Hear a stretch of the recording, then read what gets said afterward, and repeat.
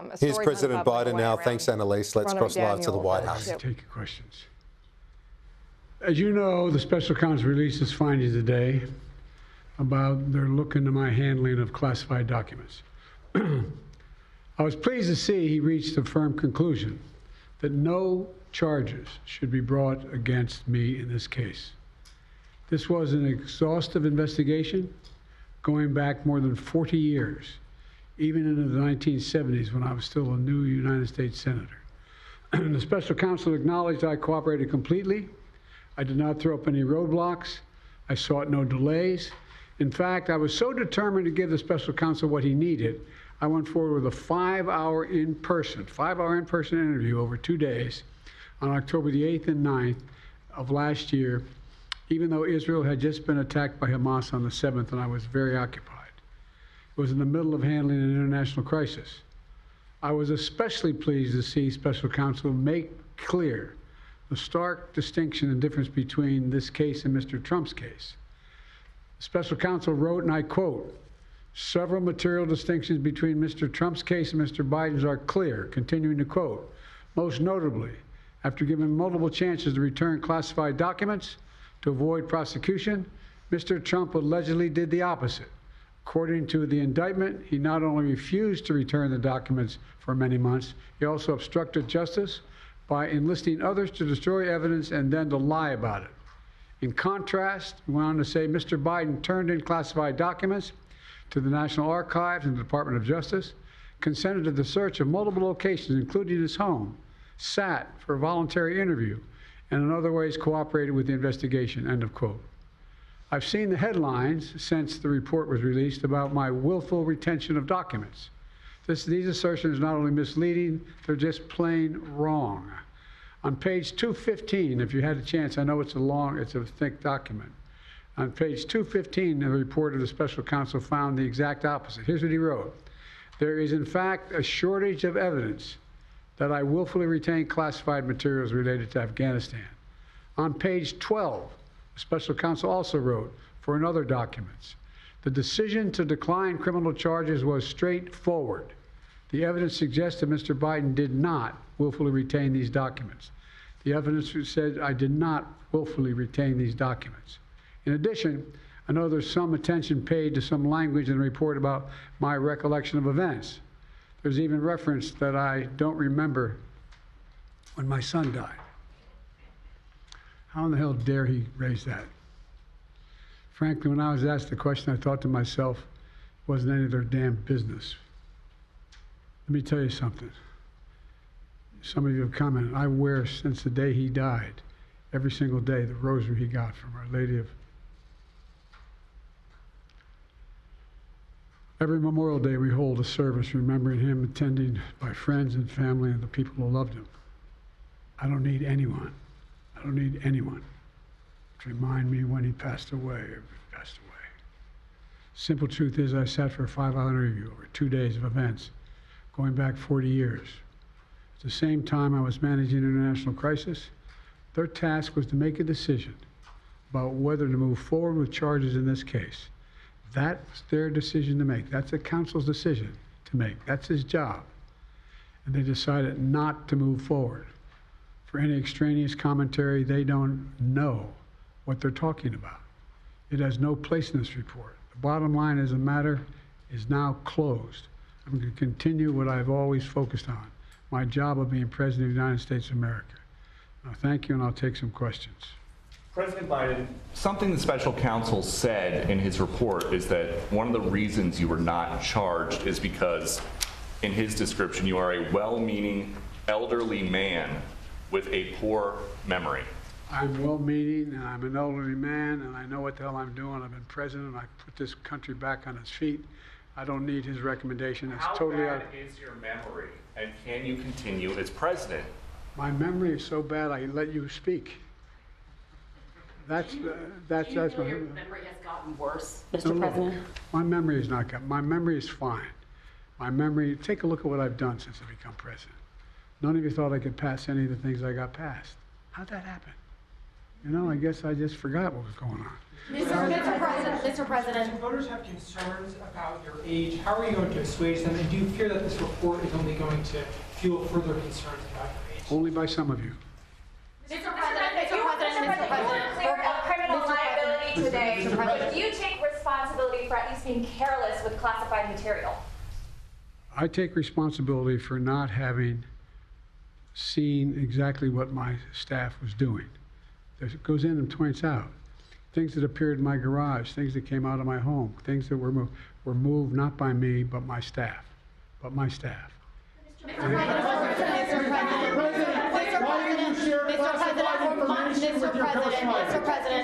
Mr. President, for months when you were asked about your age, you would respond with the words, "Watch me." Many American people have been watching, and they have expressed concerns about your age. That is your judgment. That is your judgment. That is not the judgment of the press. They expressed concerns about your mental acuity. They say that you are too old. Mr. President, in December, you told me that you believe there are many other Democrats who could defeat Donald Trump. So why does it have to be you now? What is your answer Because to that I'm the most question? qualified person in this country to be president of the United States and finish the job I started. Do you believe that, guys? Why are you confusing the names of world leaders? Thank you, everyone. I did not share classified information. I did not share it. With your ghostwriter. With my ghostwriter, I did not. Guarantee you did not. But the special counsel said in the report No, that he he did not say that. Okay. He did not say that. But Mr. President, one other... Let me answer your question. The fact of the matter is, what I didn't want repeated, I didn't want him to know, and I didn't read it to him, was I had written a long memorandum to President Obama why we should not be in Afghanistan. And I was of multiple pages. And so what I was referring to, I said classified. I should have said it should be private because it was a contact between the president and the vice president as to what was going on. That's what it is referring to. It was not classified information in that document. That was not classified.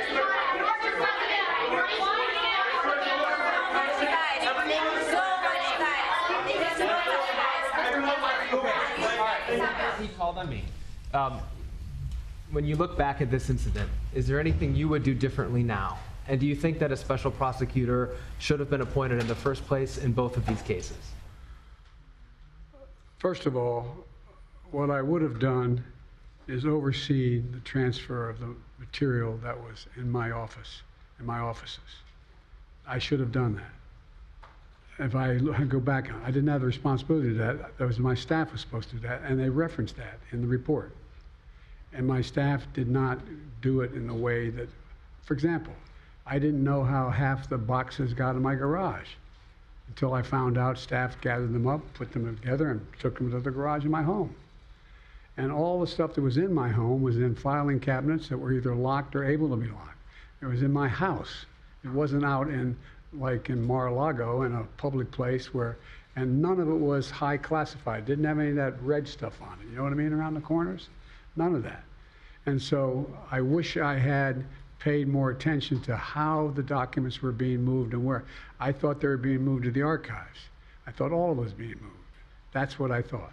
Now, what was the last part of your question? Whether a special counsel should have been appointed in this case and in the case of your rival president, former president. I think a special counsel should have been appointed. And the reason I think a special counsel should have been appointed is because I did not want to be in a position that they looked at Trump and weren't going to look at me, just like they looked at the vice president. And the fact is they made a firm conclusion. I did not break the law, period. Thank you all very, very much.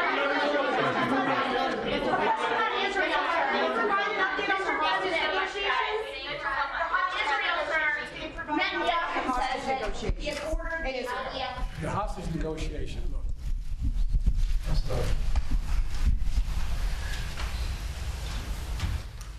I'm of the view, as you know, that the conduct of the response in Gaza, in the Gaza Strip, has been over the top. I think that, as you know, initially, the president of Mexico, Sisi, did not want to open up the gate to allow humanitarian material to get in. I talked to him. I convinced him to open the gate. I talked to Bibi to open the gate on the Israeli side. I've been pushing really hard to get humanitarian assistance into Gaza. There are a lot of innocent people who are starving, a lot of innocent people who are in trouble and dying, and it's got to stop, number one. Number two, I was also in a position that I'm the guy that made the case that we have to do much more to increase the amount of material going in, including fuel, including other items. I've been on the phone with the Qataris, I've been on the phone with the Egyptians, I've been on the phone with the Saudis to get as much aid as we possibly can into Gaza. There are innocent people, innocent women and children who are also in badly in need of help. And so that's what we're pushing. And I'm pushing very hard now to deal with this hostage ceasefire because, I've been working tirelessly in this deal. How can I say this without revealing it? To lead to a sustained pause in the fighting, in the actions taking place in the Gaza Strip.